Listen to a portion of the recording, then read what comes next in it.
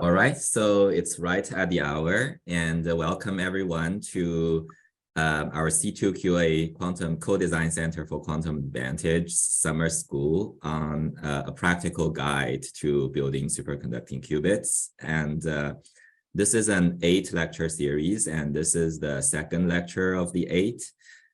So last lecture on Monday, you heard from Steve Girvin giving you a basic introduction of what is a superconducting qubit and the basic concepts in this field.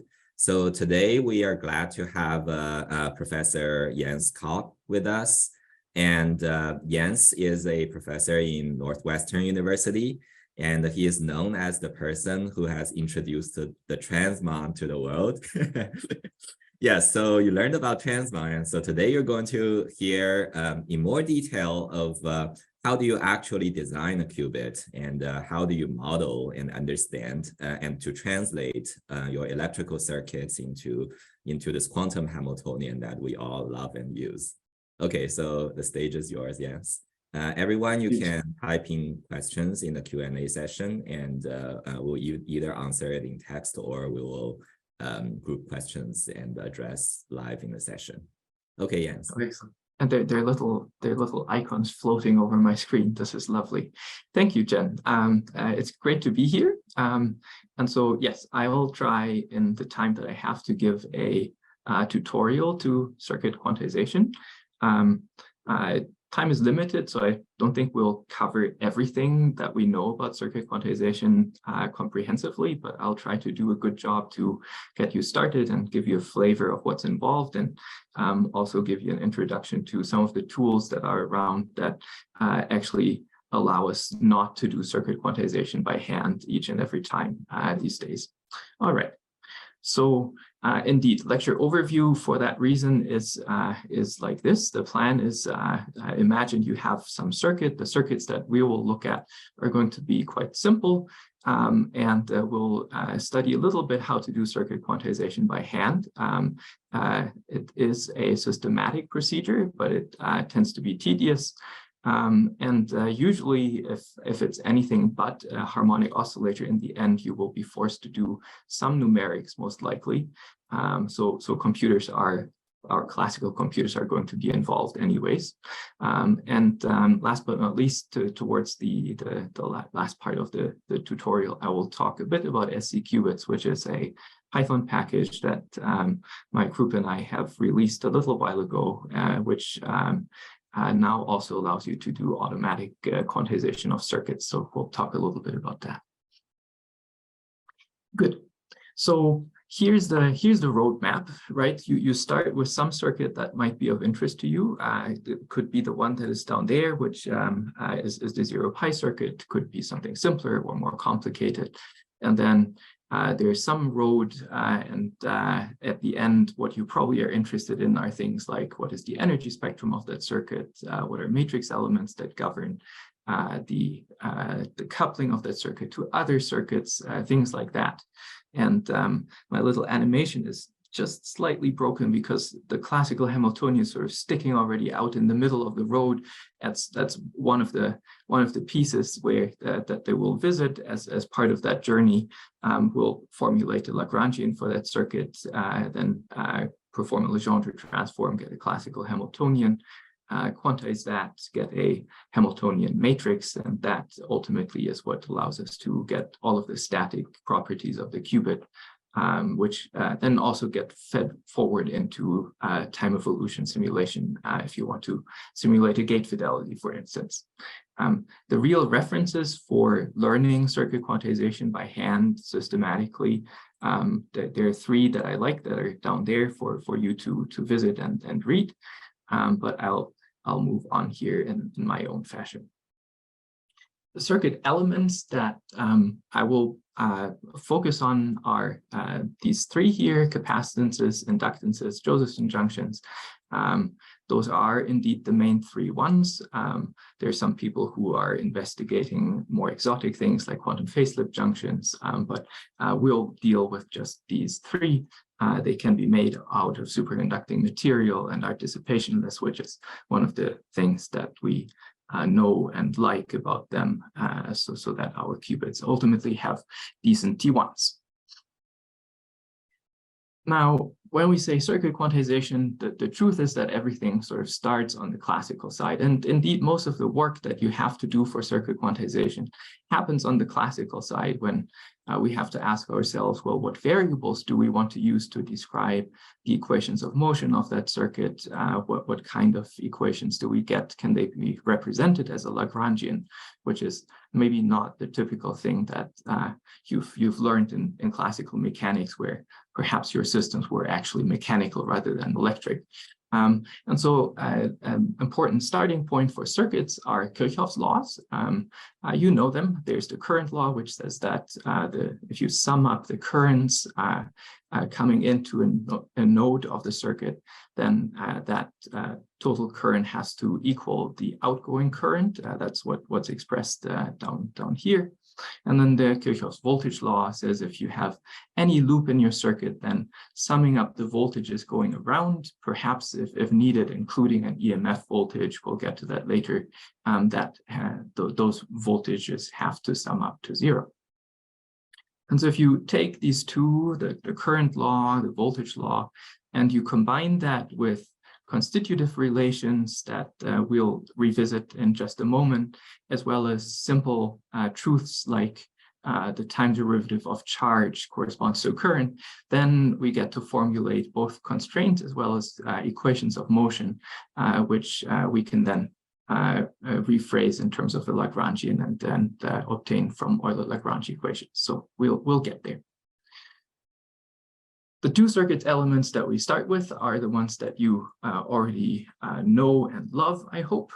So capacitances, inductances, here are their symbols. The constitutive relations are such that there's always something here. I've arranged this so that on the left-hand side, there's a charge-related quantity. So charge is capacitance times voltage across the capacitor.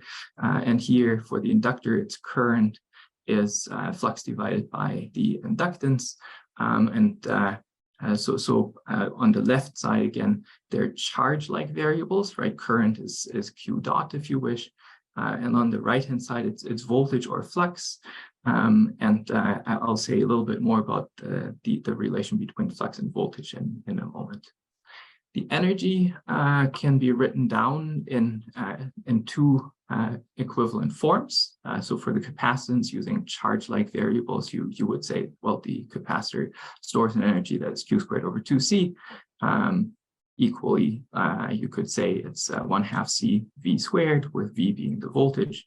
And then for the inductor, you've seen similar expressions with energy being expressed as 1/2 L times the current squared, or the flux squared divided by 2L. And so right now, they're just these two equivalent forms, and we'll talk a little bit about how for harmonic oscillator, you're welcome to use either form. As soon as we include Josephson junctions, we'll probably opt for one version rather than the other.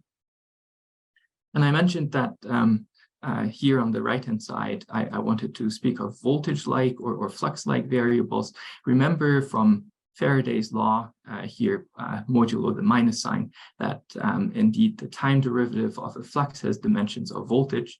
And so it's useful in this context, since in the constitutive relation for inductance, it's actually a flux that appears, to introduce just generally a flux variable, which even if you don't have an inductance, we can integrate a voltage drop over time from some reference time T0 to the current time T, and that quantity then defines a generalized flux variable. It doesn't have to be a magnetic flux through an inductor. We would equally speak about a generalized flux associated with a capacitance, which indeed then is just the time integral of the voltage across. Okay. And so I'm now rearranging things a little bit using those variables. So you see that I is now replaced by Q dot. Likewise, V is replaced by phi dot, so that things are now systematic in the constitutive relation, as well as in the energy. It's charge-based variables or flux-based variables. Good. And so I thought a little bit about what might be a good example. And initially I thought, well, the LC oscillator, you've seen it before, but I think a little bit redundancy is not bad. So there will be some repetition, and some will hopefully be new and kind of illustrate to some of you, perhaps for the first time, how to do circuit quantization in a very simple setting in a place where you still have intuition and there's no mystery involved. Okay, so what I'll do is I'll denote my voltage and current through each of these two elements by V1, I1, V2, I2, right? This is a circuit branch. There are two of them. And of course, Kirchhoff's laws tell us that if I go around the loop like such, the two voltages have to add up to 0, and current 1 and current 2 must be identical. And then Hi, Jens, can I just quickly interrupt? So I thought I know the answer, but just to make sure, someone was wondering whether you are writing on the screen at all, or there's no... Whether I'll be also writing on the screen? Or whether you will be writing on the screen. Maybe in between. I do have a pen just in case, but a lot I've prepared. I'm curious about the background of the question. Is that a preference? Oh, no, it's a question of whether you were writing something that they couldn't see for technical reasons or not. I guess the answer is no. Yeah. Okay, well, let me make sure that I see what you see. Right now on my screen, I see LC oscillator, a circuit, and 2 lines of equations. Mm-hmm. Okay, yeah. Then I think we're in sync. Okay. Yeah. Good. Yeah, thanks. Now, I'm just rewriting these two relations that we obtained from Kirchhoff's law in terms of our flux-based variables, right? So phi1 dot is V1. So I've rearranged this one. I've rewritten this in terms of Q dots. And now I have two ways to go. Number one, I can start from my relation from the Kirchhoff's voltage law, and I can remember that phi1, which is the flux through this inductance, is L times I1, and I'll then take the time derivative and write this as phi1 dot is L times the second time derivative of Q1. And for phi2, which is the generalized flux variable associated with this capacitance, I'll remember that its time derivative is the voltage across, and that's charge divided by capacitance. All right. And so if I take all of these things together, reminding myself one more time that Q1 dot and Q2 dot are the same, then I get a simple relation that says LQ1 double dot, second time derivative of charge times inductance is minus Q1 over C. So that gives me a second order. Sorry, just another interruption. Maybe it's good to slow down a little bit, so to address a couple of questions. So of course. One question was, I thought, because let's clarify this. One is, where is the phi1 and the phi2 measured? Mm-hmm. So yeah. So phi1 and phi2, they belong to V1 and V2, right? And I'm trying to denote here with this arrow that those are voltages across the elements that they're adjacent to, right? So V1 is the voltage across this inductance. V2 is the voltage across this capacitance. Maybe just to remind the relation between V and the phi. So you answered. Yeah, let me go back for that one moment. So our generalized flux variables are always such that the flux variable is just the time integral of that voltage, which means that if you take the time derivative, this is now calculus 101 maybe, phi dot is V, right? That's the relation. And of course, for capacitance, there's more to be said through the constitutive relation. We can then relate phi dot to Q over C. Yeah, there is another question asking what is the current through the capacitor? I guess the underlying puzzle is that electrons don't really flow through the capacitor. So what is? Oh yeah, but you can shift charges onto and off of a capacitor, right? That doesn't mean that the charges have to go through the insulator, but as you shift charges onto the capacitor, right? You shift charges onto, say, onto the right plate and off of the left plate, and that is a net current. Okay, thanks. Mm-hmm. All right, so we have just arrived at our first equation of motion. This is second order differential equation for the charge. And of course, you see what the result will be. Not surprisingly, this will give rise to sinusoidal oscillatory behavior. Now, interestingly, I have a choice. I could have also started with this relation instead. So I went through that exercise as well. So now I'm replacing Q1 dot by phi1 over L, right? This is, again, just constitutive relation rewritten. Phi is L times I, phi is L times Q1 dot. That's what I'm writing for the inductor. And then for Q2 dot, I remember that Q2 is C times V2. If I take the time derivative of that and remember that phi dot is V, then I obtain Q2 dot is C phi 2 double dot. All right.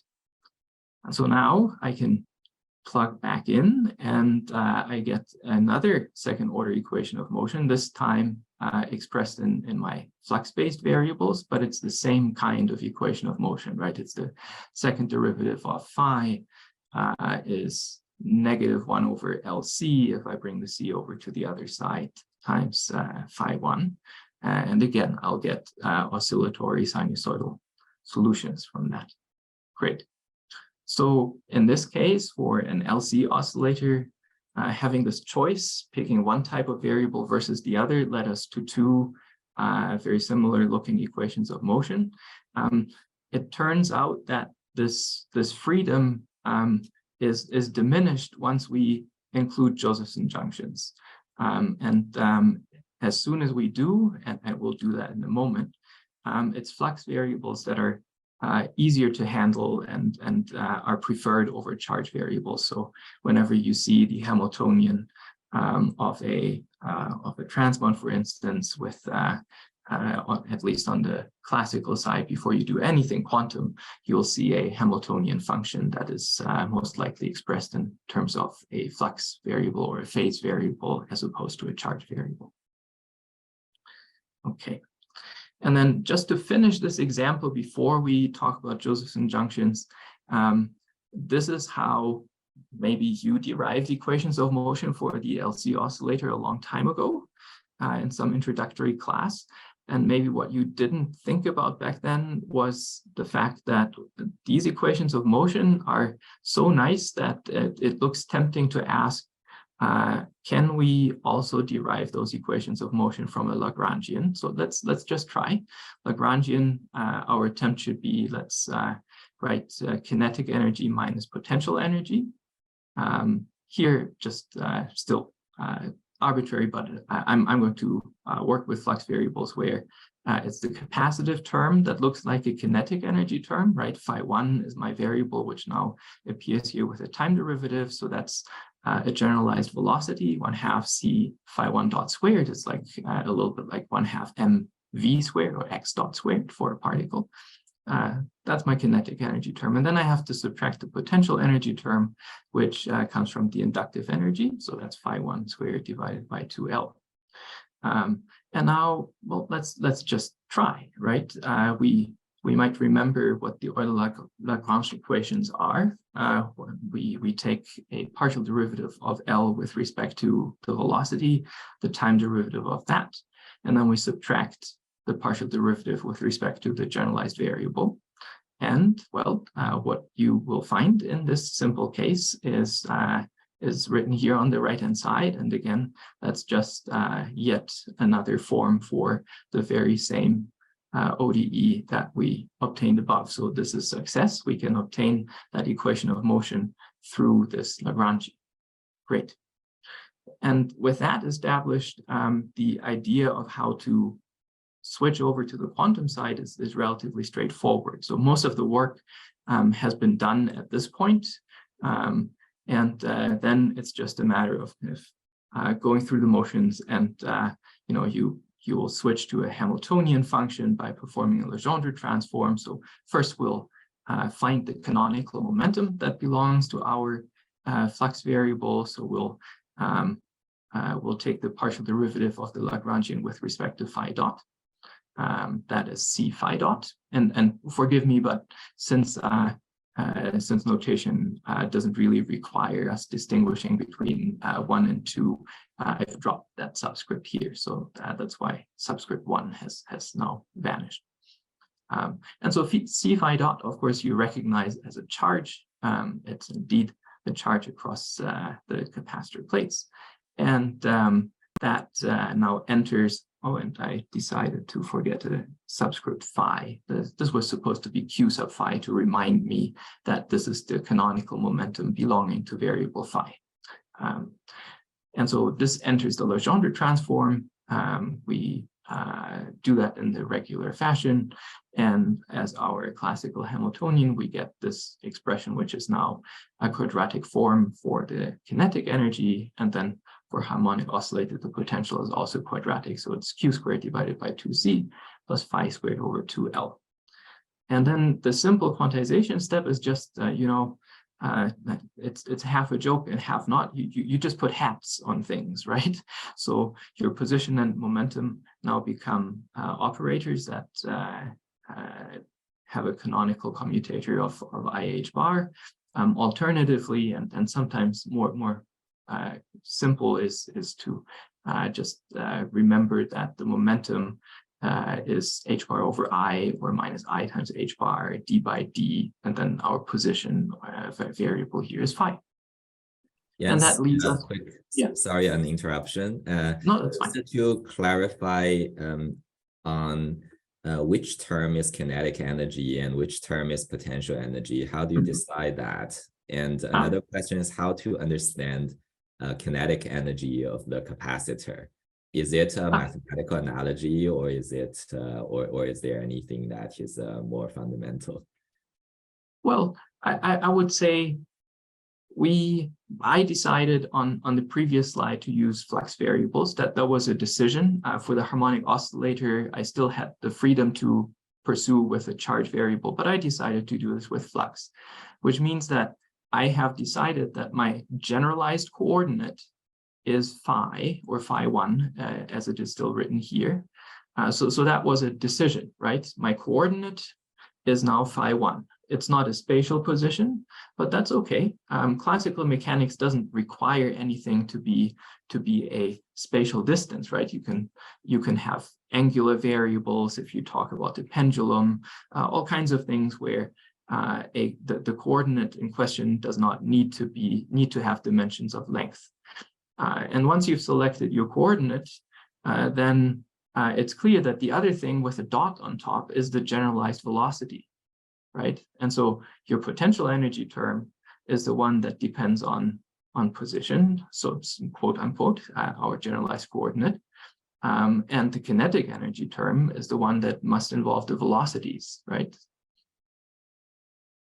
Okay, so this may is the reason we can adopt this formalism for quantizing circuits, that the charge and flux turn out to fulfill the requirements of being a conjugate pair.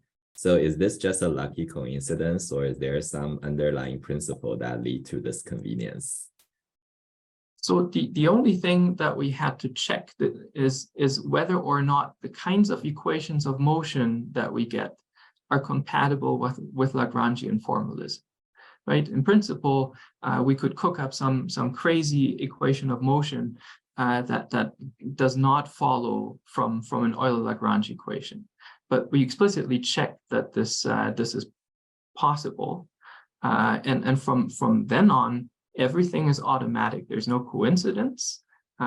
We really follow the formalism in its purest form. Right? There's our coordinate. There's the velocity. This is how the canonical momentum is defined. I compute it. I recognize that it corresponds to the charge. Even if you hadn't recognized it and given it a different name, it's still your canonical momentum, and it is the thing that on the Hamiltonian side then at first goes into the Poisson bracket, but upon quantization is the thing that together with the generalized coordinate forms this canonical commutator. So no coincidence, no luck involved from that point on. Okay, yeah, thank you. Mm-hmm. All right. Now, time for the Josephson junction to enter. My understanding is that Steve Girvin already told you some about the Josephson effect and the Josephson junction, and so I will not dwell on this for a long time. The constitutive relation that on one hand has a charge-like quantity on the left-hand side is the current through the junction I, and then on the right-hand side we said that those are flux-based variables. Doesn't look immediately like this because this phi, lowercase phi, is actually the phase difference where I'm talking about the phases of the two superconductors on the two sides of the junction. That phase difference is this phi, and so you could ask, well, how does that relate to flux or voltage? And actually, Mr. Josephson says, well, this is one of my two. Me being now Josephson, so quote unquote, this is one of my two Josephson relations. This is the second one, which is the phase evolution equation, which says that the time derivative of that phase is actually given by voltage times some fundamental constant. Phi naught here is the superconducting flux quantum, and so again you recognize that there's a voltage involved, and so we can certainly relate this now to a flux-based variable again, which I think I did here. Yeah, so I'm rewriting this on the next slide. Fine. The energy associated with a junction depends also on the phase difference.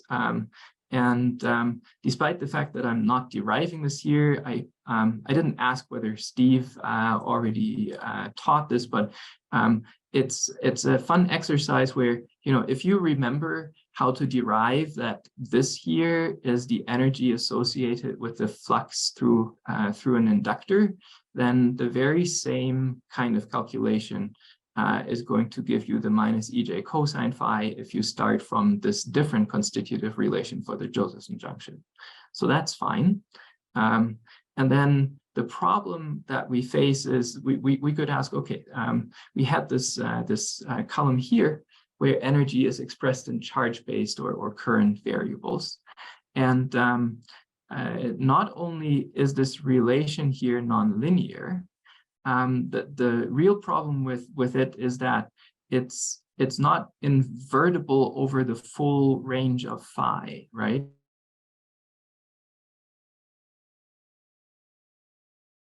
So cosine phi.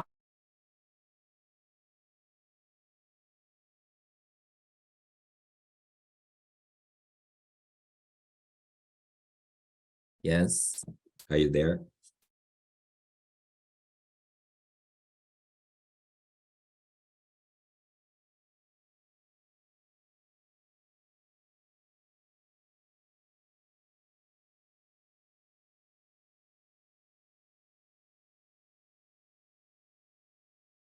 Yeah, to the folks in the audience, it seems like it's Yan's problem on his side. Let me try to reach out to him and see if we can get him to join back.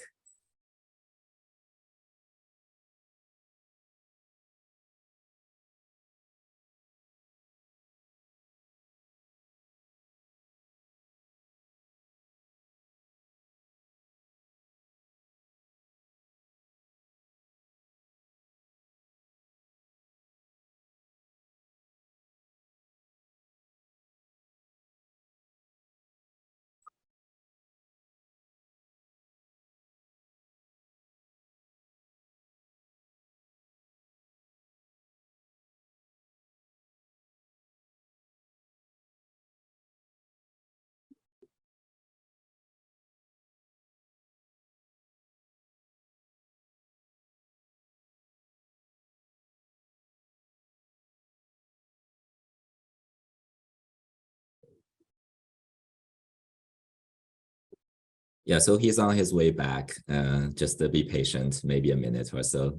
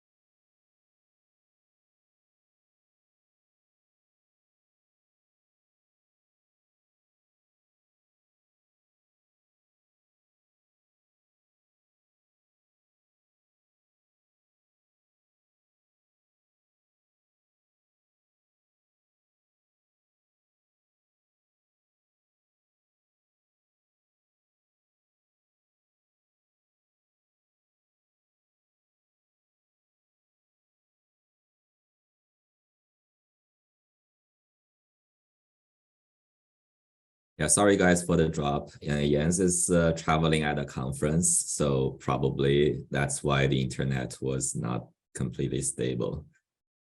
Hopefully he will be back pretty soon, so just hang on for a minute.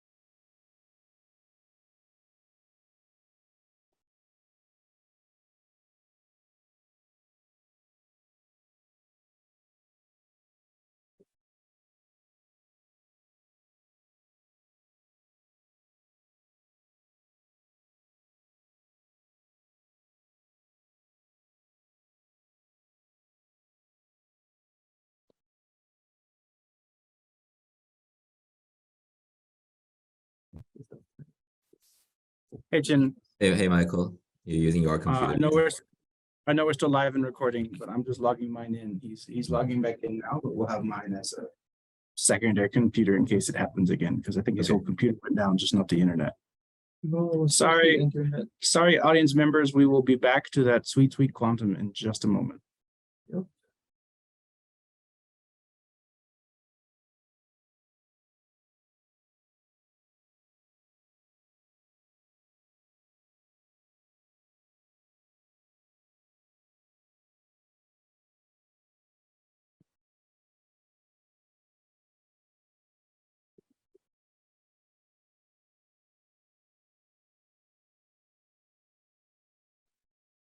Sorry, don't say it.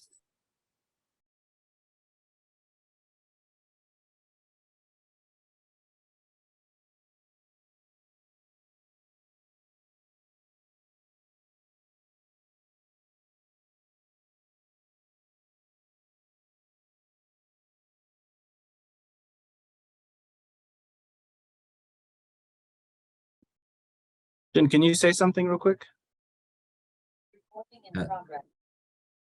Okay. Hi Jens. All right. Let me mute myself. Okay. All right. I am terribly sorry for this. I am unsure what caused this. I hope it doesn't take place again. Let me get my slides back. Okay, yeah. So Jens, you will be you should answer this question before you proceed. What is your favorite qubit? Just as the answer to this interruption. Well, I think this is a moving target. I think for a long time I like trans ones quite a bit, but there's a lot of interest in fluxonium these days, and it's from the theory perspective, it's a very fun qubit. Michael Hatridge is right next to me, proclaimed earlier that fluxonia are a headache to work with, and that must be on the experimental side, because in theory they're great. But Chen, you can also answer that question. Actually, you have a lot of experience with fluxonium. I like fluxonium. Good. Good. Very well, good. I think I think a Chen Wang is still the best behaving child of the of this field, though, right? Yeah. Others could be a little bit like strong-tempered. There's something strange now, because okay, so I'm unable to share my screen at this point. We need to make you a co-host, and then you can share. Okay. Yeah. Okay. Should be good to go. Yeah. Okay. All right, everybody, sit tight. We're back. Yeah, and again, my apologies. This is the worst disruption I've had forever.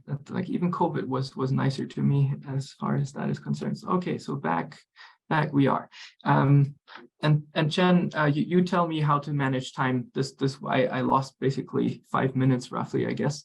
We'll manage that. Yeah, somehow. I believe you are at this page. So yeah. Okay. So the expression that I wanted to briefly mention as problematic was this one, and I can switch back to my laser pointer here if that's better, where we could ask, can we express the energy associated with a Josephson junction in terms of current or charge instead of flux? And there's a problem with that arises from the fact that cosine cannot be inverted over the full range from 0 to 2 pi. And so you end up with something that looks funny. There's a minus or plus. You would have to make a choice. And half of the time you're probably wrong. And so sticking that inside a Lagrangian is not particularly attractive. I'm not saying that it's impossible, that there are things that you can play with, but it certainly doesn't get easier. And so the general strategy is to stick to flux-based variables as soon as a Josephson junction is involved. And that's what I suggest we do. Good. One more complication that we don't deal with in normal conducting circuits much.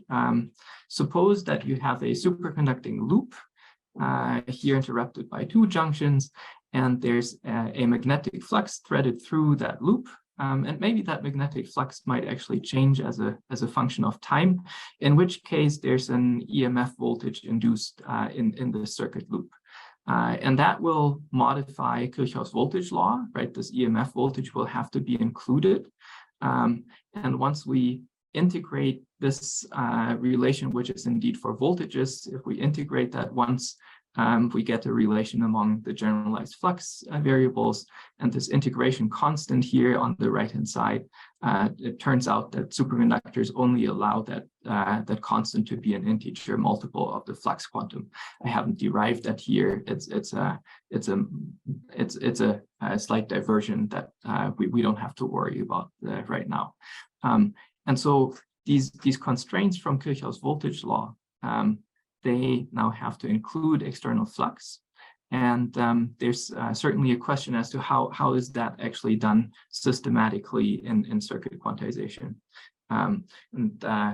Before I continue, I'm just going to stare over at Michael. Michael, are you just worried that this will break down again, and that's why you're here? Okay, that's fine. This time I don't have to run. Okay, thank you. You're welcome to stay, of course.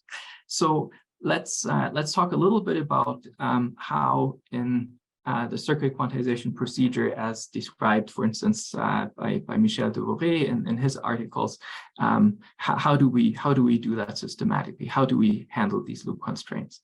And here's an example of a circuit that has been studied and is being studied in Dave Schuster's group. It's an interesting circuit, but I won't talk much about its functionality and properties, but we'll use it as an example of something that has more than one loop. And in this circuit, there are 3 independent inductive loops. So I've already denoted the 3 fluxes of relevance over here.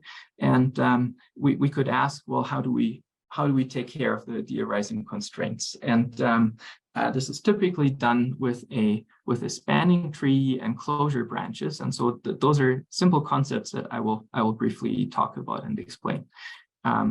First of all, the circuit has 5